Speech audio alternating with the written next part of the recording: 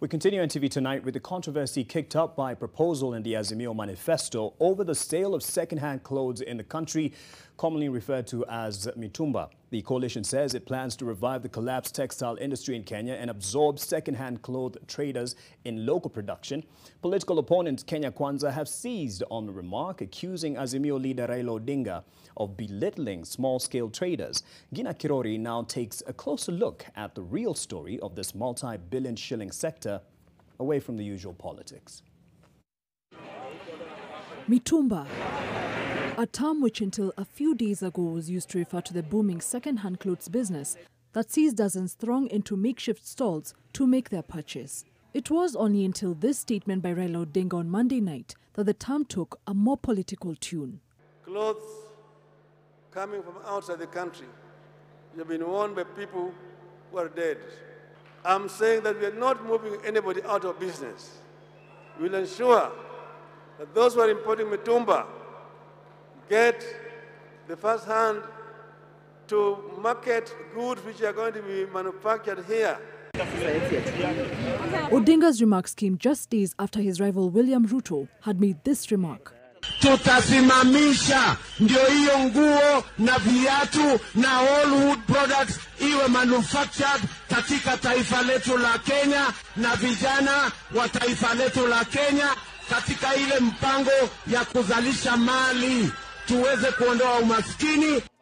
But in the heat of the Azimio launch, the real debate has been lost in the rhetoric, with each side spinning the discussion in its favor.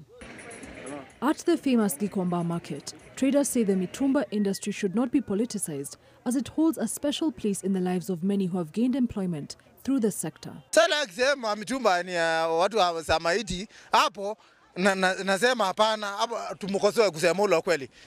Isipokuwa mimi nikula yake nitambea, lakini hapa akosoe kidogo. Nasema hii Mitumba ndio itarudisha kusema ule, ni bibi, niko na bibi, niko na mtoto na nakulanga hii Mitumba. Peter Washira, the coordinator of the Mitumba Consortium Association of Kenya, says that while Odinga's agenda on reviving the cotton industry will have some benefits to the sector, it must not be a sudden move. Inaweza saidia, lakini inachukua muda, kwa sababu wenye wanatumika kwa wakati huu kwa kama hii kazi ya Mitumba wale wako ni wengi, ambao waweza hata kama ndio itatiki muda, because kama ni 2 million kupatia watu 2 million kazi ni instantly, kuna serikali inaweza hivyo immediately. Tena unajua pia kuna vile kunakuwa na training nini, lakini kitu tayari watu wanajua. But some economic analysts argue that there will never be a right time to initiate changes into the textile industry, especially at a time when Kenya's economy is in need of recovery. If you go to a bar and find someone drinking beer, and you tell them to stop drinking beer, they tell you it's not the right time to stop taking the next bottle. They tell you, because I'm in the bar, let me just take. But what if the next bottle will kill them?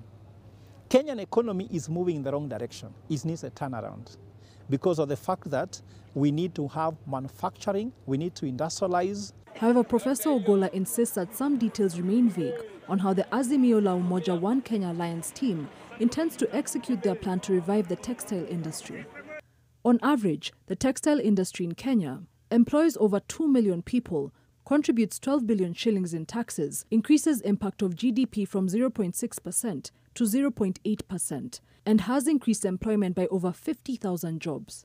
The textile industry is a key contributor to the economic growth of the country, selling more than 50 billion shillings worth of goods to the United States under the African Growth and Opportunity Act. Efforts by the government to revive the cotton industry, which was the bedrock of Kenya's textile sector in the 70s and 80s, have only gotten to a slow start. And when the politics dies down, whoever takes the reins of power in August will have to contend with the delicate balance of jump-starting the local textile sector without putting out of business the millions who are currently depending on the famous Mitumba. Gina Kirori, NTV.